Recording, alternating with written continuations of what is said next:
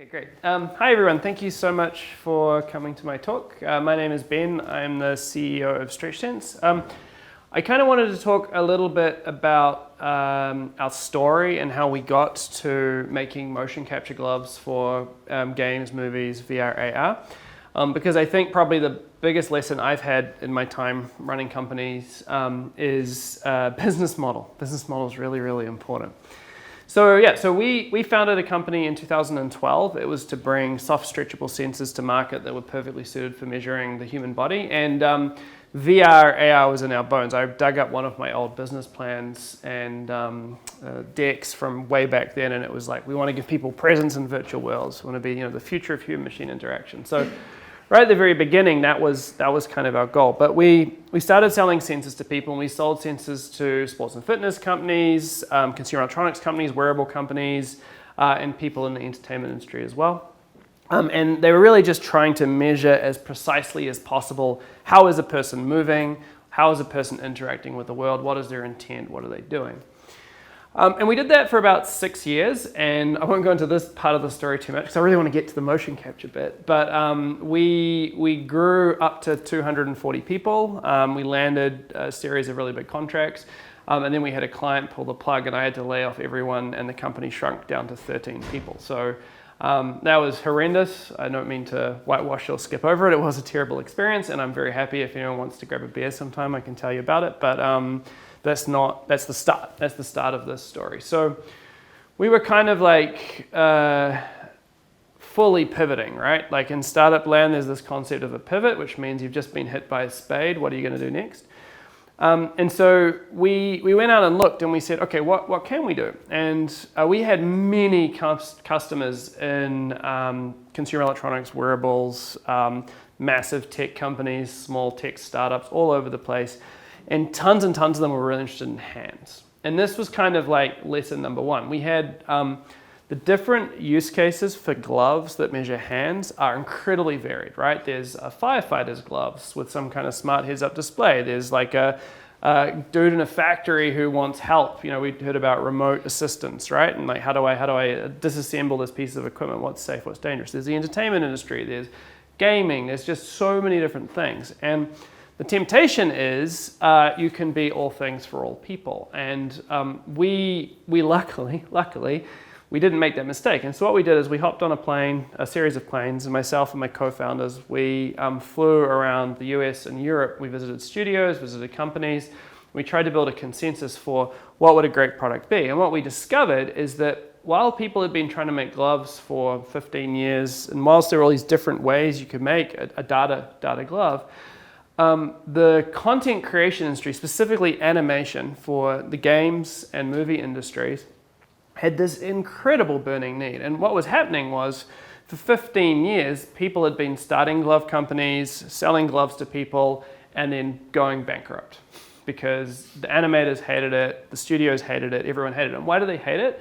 Well, they hated it because the sensor technology that you could buy on the market was terrible. You couldn't get sensors that would measure fingers. So we're like, we make sensors.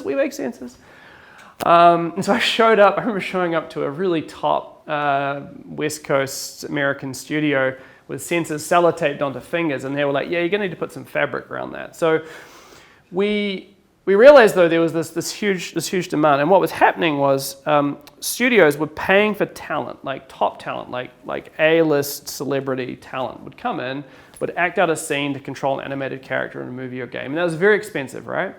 And they would capture the body, they'd capture the face, and then they'd just chop their hands off because they had no way to measure what the hands were doing. And the thing is, hands are an integral part of a true performance of a character. You actually, unless it's a Lego character, so there are some, different types of animation, but for any kind of high fidelity, you need hands.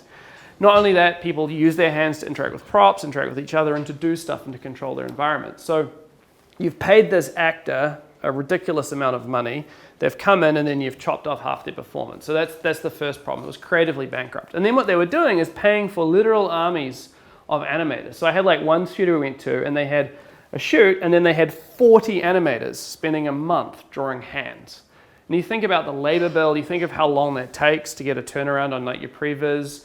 And the animators don't like it because they're not being creative, right? They're just recreating something that was already done. So they'd get what was called timing and direction off visual footage, and then they'd have to remake it. And so what was really cool about this particular opportunity is that people would be prepared to pay tens of thousands of dollars in hardware. And so today our gloves, which we wrote up a spec, we launched it, the first gloves started shipping November last year, we did version 2 in July this year, and we just released our software. But all up, people for a single pair of gloves and software are now paying $9,000 for a pair. And they're happy, and they're paying 4.5 times our nearest competitor. Which is incredible. And why are they doing that? Because they're getting good data from the gloves, and because when we built the product, we talked to the animators and built a tool that they actually wanted to use. They wouldn't throw the data away.